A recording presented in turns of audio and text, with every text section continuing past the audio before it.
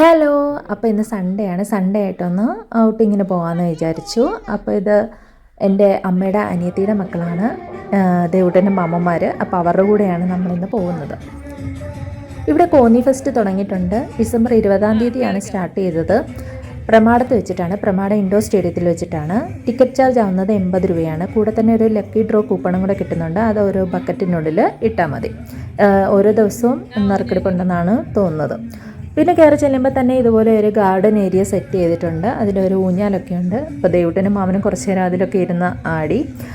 അതിനുശേഷം അപ്പുറത്ത് തന്നെ ഒരു ഓട്ടോ നമുക്ക് ഫോട്ടോ ഒക്കെ എടുക്കാൻ വേണ്ടിയിട്ടേ ഫ്രെയിമായിട്ട് സെറ്റ് ചെയ്ത് വെച്ചിട്ടുണ്ട്. അപ്പോൾ ഓട്ടോയിലൊക്കെ ഇരുന്ന് ഫോട്ടോയൊക്കെ എടുത്തു. പിന്നെ എല്ലാ വർഷവും ഇതിവിടെ നടക്കുന്നതാണ്.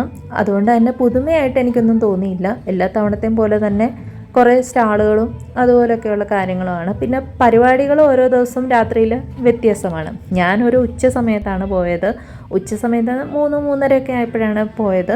കാരണം എനിക്ക് അധികം അങ്ങനെ തിരക്കുള്ളിടത്തോട്ട് പോകുന്നത് ഇഷ്ടമല്ല. അപ്പം ഈ ഒരു സമയത്താകുമ്പോൾ തിരക്ക് കുറവാണല്ലോ. രാത്രിയാണ് കൂടുതൽ തിരക്ക് അനുഭവപ്പെടുന്നത്. അപ്പം നേരത്തെ പോയി സമാധാനമായി കണ്ട് തിരിച്ചു വരാമെന്ന് വിചാരിച്ചു.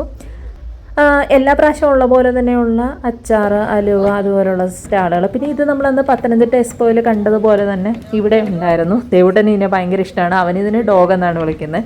അപ്പം അതിന് ഭയങ്കര ഇഷ്ടമാണ്. കുറച്ച് നേരം അതിൻ്റെ കാര്യങ്ങളൊക്കെ കണ്ട് അവിടെ ഇങ്ങനെ നിന്നു. പിന്നെ ഫുഡ് കോർട്ടിൽ കുറച്ച് വെറൈറ്റീസൊക്കെ ട്രൈ ചെയ്ത് നോക്കി. മറ്റേ പൊട്ടറ്റോ ഇങ്ങനെ സ്പ്രിങ് പോലെ ആക്കിയിട്ട് ഫ്രൈ ചെയ്തെടുക്കില്ലേ, അത് കഴിച്ചു.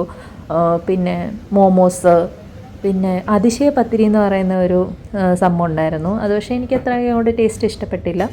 അപ്പോൾ അതൊക്കെ ട്രൈ ചെയ്ത് നോക്കി. അങ്ങനെ കുറച്ച് ഫുഡും പിന്നെ ജ്യൂസുകളൊക്കെ കഴിച്ചതേ ഉള്ളൂ. മേ ബി ഇപ്പം അങ്ങോട്ട് സ്റ്റാർട്ട് ചെയ്തതേ ഉള്ളതുകൊണ്ടായിരിക്കും അധികം സ്റ്റാളുകളൊന്നും ഇല്ല. എന്നാൽ സ്റ്റാളുകളുടെ കുറവും ഇല്ല. അങ്ങനെ പിന്നെ പുറത്ത് ഗ്രൗണ്ടിലായിട്ട് 3 ആനകളെയൊക്കെ സെറ്റ് ചെയ്ത് വെച്ചിട്ടുണ്ട്, ഫോട്ടോ എടുക്കുന്ന ഒരു ഏരിയ ആയിട്ട്. അപ്പോൾ ദേവുട്ടനെ ആനകളെ കണ്ടപ്പോൾ അവൻ ഭയങ്കര ഹാപ്പിയായി. പിന്നെ അവിടെ തന്നെ ഒരു വാട്ടർ ഫൗണ്ടേഷനും ഉണ്ട്. അപ്പോൾ അതിലിങ്ങനെ ലൈറ്റൊക്കെ കൊടുത്ത് അങ്ങനെ സെറ്റ് ചെയ്തിട്ടുണ്ട്. അപ്പം അതൊക്കെ കണ്ട് ദേവുട്ടൻ ഭയങ്കര ഹാപ്പിയായിരുന്നു.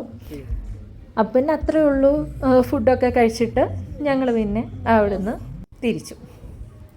രാത്രിയിലൊക്കെ ഒത്തിരി പരിപാടികളും പിന്നെ ലൈറ്റൊക്കെ ഓൺ ആകുമ്പോൾ കുറച്ചുകൂടെയൊക്കെ ഭംഗിയാണല്ലോ. പിന്നെ കുട്ടികൾക്കൊക്കെ കളിക്കാനുള്ള സ്ഥലങ്ങളൊക്കെ ഉണ്ട്. അപ്പോൾ അത്രയേ ഉള്ളൂ.